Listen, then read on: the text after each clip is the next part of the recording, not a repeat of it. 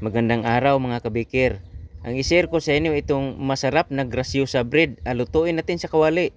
Hindi problema kung wala kayong oven mga kabikir. Makaluto tayo ng masarap na tinapay gamit ang kawali. Ito yung mga simpleng ingredients mga kabikir. 1/8 cup sugar, 1/2 teaspoon salt, 1 teaspoon yeast, 1 3/4 cup or 1/4 kilo first class flour, 1/2 cup plus 1 tablespoon water. Yellow food coloring optional. Haluin lang natin mga kabikir. Tapos lagyan natin 1/8 cup margarine. Haluin lang natin. Need ko to 6 minutes mga kabikir. Pwede nyo gamitin ang recipe ng enchimada nito mga kabikir. Pwede rin gamitin nyo ang recipe ng pandikoko.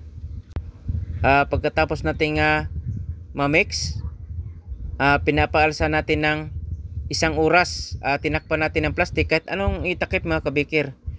Ito cut lang natin 1 oras na. Palabasin lang natin mga kabikir ang hangin sa loob, saka natin siya putulin. Pinutol ko ng 15 grams. Maliit lang ang putol ko mga kabikir para madaling maluto.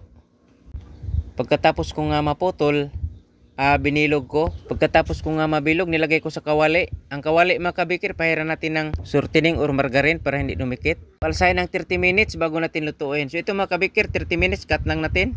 Mula pagsalang 15 minutes, binaliktad ko ng mga kabikir, at mula naman sa pagbaliktad 7 to 10 minutes lang kasi mainit ng kawali mga kabikir.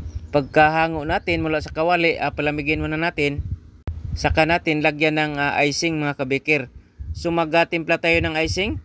1/2 cup icing sugar, 1 tablespoon margarine, 1 tablespoon water. Yan lang mga kabikir, haluin na natin. Pagka nahalo na, ipahid na natin sa ating grasyosa bread. Pagkatapos pahid mga kabikir, lagyan natin ng cheese. 1/8 bar sa cheese lang mga kabikir. Ito na mga kabikir, ang finished product ng ating grasyosa bread. Niluto lang natin sa kawali. Pwede pala tayo makagawa ng masarap na tinapay mga kabikir gamit ang kawali lang. Mga kabikir, sana gustuhan niyo ang recipe na isinare ko sa inyo ngayon. Itong grasyosa bread na niluto natin sa kawali. At mga kabikir, abangan nyo pa ang iba ko pang mga recipe. Mga simpleng recipe na pwede nating magamit sa negosyo. Pwede rin nating magamit sa pangmerinda mga kabikir. Mga recipe na pwedeng lutuin sa oven. Pwede rin natin lutuin sa kawali o kaldero. Ginawa ko ito mga kabikir para ito sa mga followers natin na walang oven, para makagawa din kayo ng tinapay mga kabikir. Mga kabikir, maraming salamat sa lagi niyong panonood. Mga followers, mga viewers, at sa lahat na nakapanood sa mga video ko. Maraming salamat sa inyong lahat at God bless sa ating lahat mga kabikir.